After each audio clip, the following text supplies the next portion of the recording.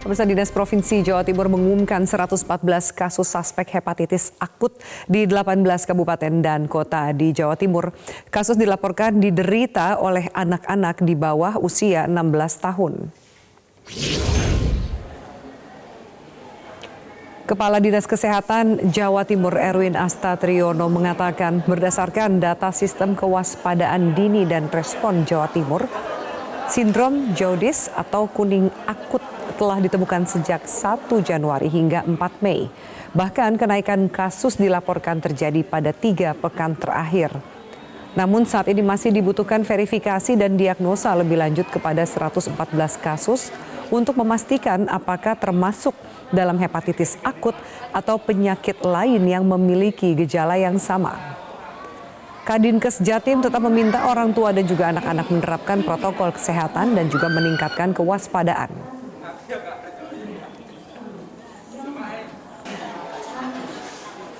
Pertama sampai minggu ke-17 tahun 2022, pertanggal 4 Mei 2022 telah ditemukan 114 kasus jaundice akut di 18 kabupaten kota di Jawa Timur, di mana minggu ke-14 hingga minggu ke-17 cenderung mengalami kenaikan. Sebagai catatan bahwa data SKD tersebut adalah suspek kasus jaundice akut. Dan pemerintah memperlihatkan keseriusannya dalam menangani hepatitis akut berat usai ditemukan 3 anak meninggal dunia karena terjangkit penyakit ini.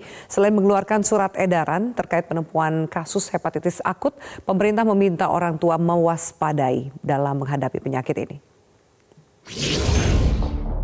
Badan Kesehatan Dunia atau WHO telah menyatakan kejadian luar biasa pada kasus hepatitis akut yang menyerang anak-anak di Eropa, Amerika, dan Asia sejak 15 April lalu.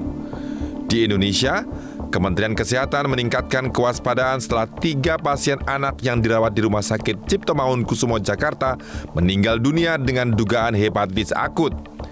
Investigasi saat ini masih dilakukan untuk mencari tahu secara pasti penyebab ketiga anak tersebut meninggal dunia.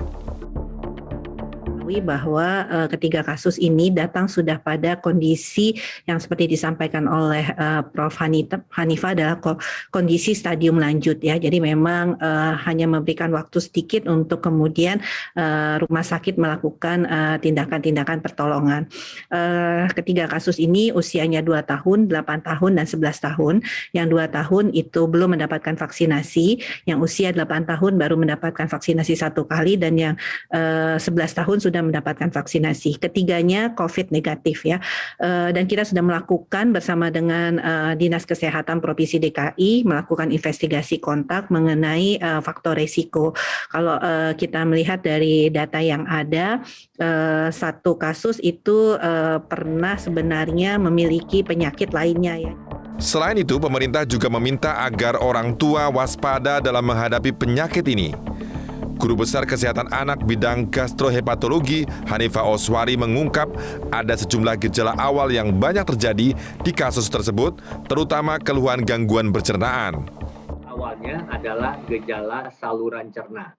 Jadi kita mesti waspada kalau anak-anak kita mengalami gejala saluran cerna seperti tadi, yaitu gejala diare, mual, muntah, sakit perut, atau demam ringan, dan sudah memikirkan bahwa ini ada kemungkinan bisa mengarah ke arah hepatitis akut berat yang belum diketahui penyebabnya itu. Bawalah anak-anak kita ke fasilitas kesehatan terdekat.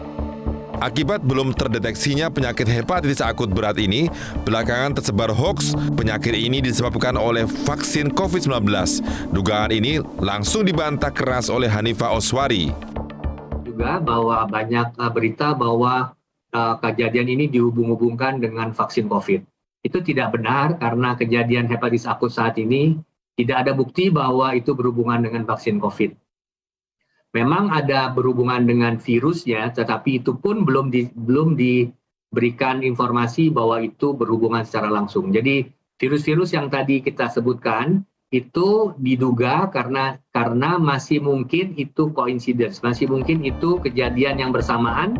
Sejak WHO secara resmi mengumumkan kasus sebagai hepatitis akut sebagai kejadian luar biasa, sejumlah laporan dari berbagai dunia terus bertambah. Tercatat lebih dari 170 kasus dilaporkan dari sedikitnya 12 negara. Tim Liputan Metro TV.